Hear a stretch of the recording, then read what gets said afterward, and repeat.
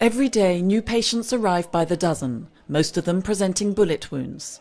In mid-March, Abidjan plunged into chaos and the population found itself trapped in the fighting between pro-Ouattara and pro-Gbagbo forces. Abobo Sud Hospital became increasingly isolated and medical supplies began to run low. Doctors, however, continue to work round the clock to treat emergency cases. Le 17 mars, il y a eu une attaque sur le marché. On the 17th of March, following a violent attack at the Adobo Sud market, we received 66 wounded. We were overwhelmed. We had patients in need of amputation, others who needed chest drains, and so on. I'm not sure we'll be able to cover medical needs if it carries on like this. During the same period in March, further west on the road between Toulipleu and Danane, the situation appeared calm. The reality, however, was quite different. Fighting has left the western part of the country in chaos and the population abandoned. L'idée pour accéder à ces populations, c'est de faire des cliniques mobiles. We want to reach those people through mobile clinics.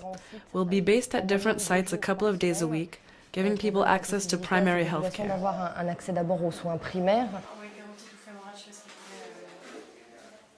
This is what remains of Binoué Hospital, signs of looting and violence everywhere.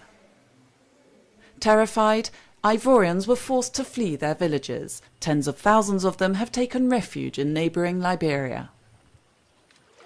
I'm from Fizende, a kilometre away from the town of Toulipleu. I fled my home. I left everything behind. I fled into the bush, and now I'm here.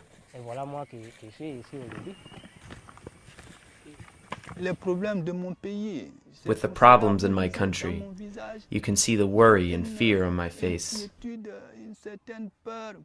My people and my family are still there, mainly along the river. I don't know what's going on. I may have saved my own life, but what about the others? Whether in refugee camps or in villages along the border, Ivorians are unable to tell when or under what circumstances they will be able to return home. In the meantime, the Liberian population, haunted by the memories of their own past, are doing all they can to help. A ferry converted into an ambulance enabled MSF to provide assistance to the residents of Misrata in Libya. Local medical facilities, overflowing and short on supplies, were unable to cope with the numbers of wounded. An MSF team arrived in Misrata on the 4th of April. They delivered medical supplies before evacuating dozens of wounded to Tunisia. Well, we got 71 patients, and we considered 11 of those patients in a critical condition, and we had 2 in a life-threatening condition. And luckily it all went well during a pretty rough transport to start with, where a lot of waves. We had to crawl on our hands and knees, because if you were standing up carrying things, you always ran the risk of falling on top of somebody with a fracture or something and really doing them damage. The journey lasted 13 hours. As soon as the boat arrived in Tunisia, 20 or so ambulances transferred the patients to different local hospitals.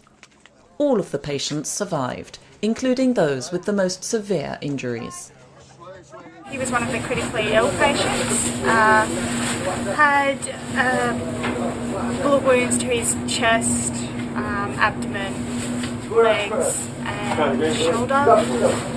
Had we not taken him out, he would not have survived. He was critical at the beginning. We gave him blood transfusions and he stabilised. Médecins Sans Frontières teams continue their work elsewhere in Libya, notably in the rebel stronghold Benghazi. Here too, medical supplies are running low. MSF has provided more than 40 tons of medical and surgical material to medical facilities in the east of the country.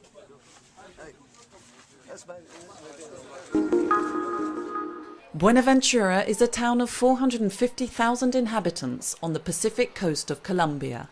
Many people have moved here to escape the violence that rages in the country's rural areas.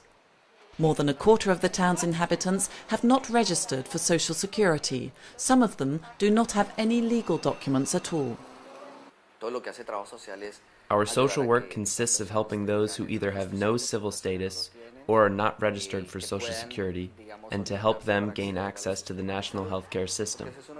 This is one of our main objectives. We are addressing people's lack of access to healthcare. First, we provide medical assistance, and then we try to make sure they benefit from their right to healthcare services. Diana has come to the Médecins Sans Frontières healthcare centre accompanied by her mother. The little 6-year-old girl is suffering from a fever and inflammation of the lymph nodes. When she arrived, the triage and administration staff referred her to a general practitioner.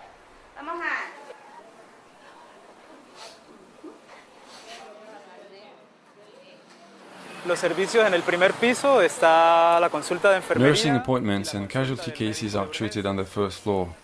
On the second floor, there are sexual and maternal health care services and mental health consultations too. And then, on the third floor, there is nutritional care and social and psychological support teams. The centre has set up a family planning programme which includes birth control through to antenatal care. Victims of sexual violence, who are particularly neglected by the official healthcare system, are provided medical, social and psychological care.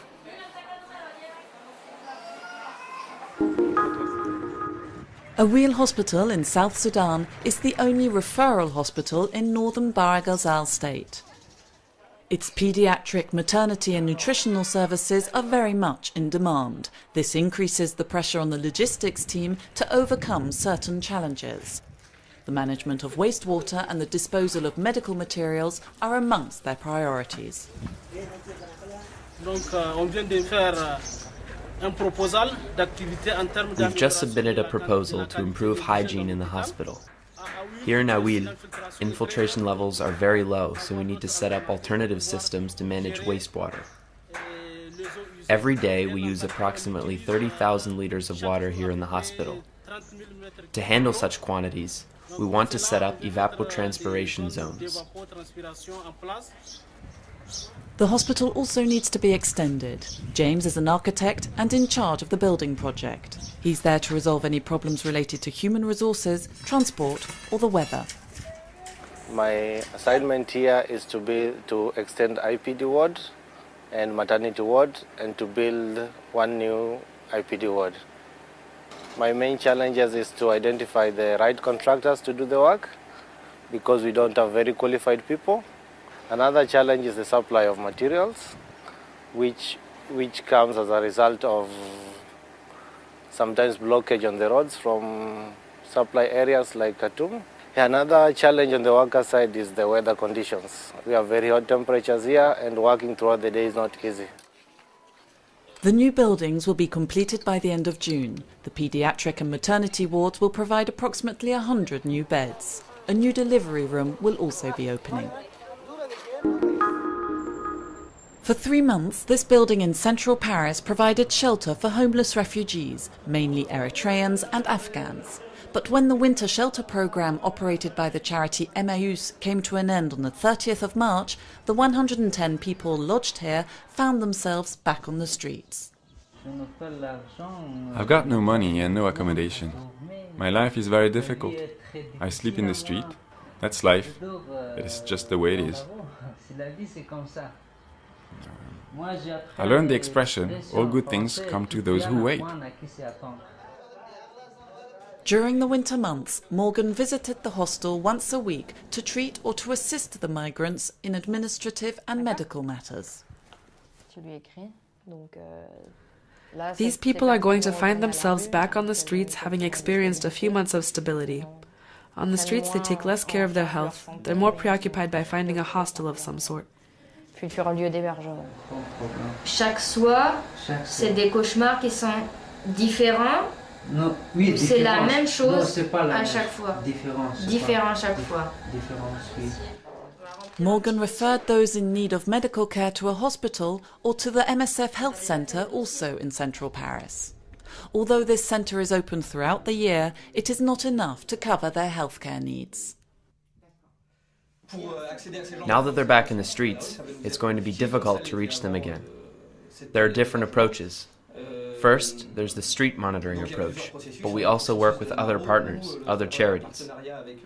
Either way, it's difficult to maintain contact with the migrants because they become scattered, or they hide even. Obviously, their living conditions affect their health.